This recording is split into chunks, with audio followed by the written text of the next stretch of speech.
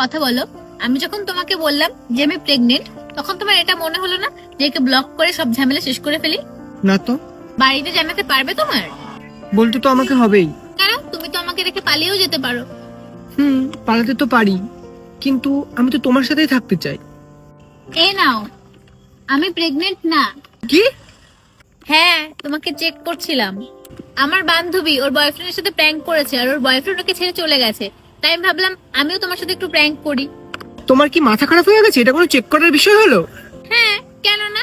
কাল যদি তুমি আমাকে ফাঁসিয়ে চলে যাও, তাহলে তোমার লাইফটাই শেষ। তার জন্য তোমাকে একবার টেস্ট করে দেখি।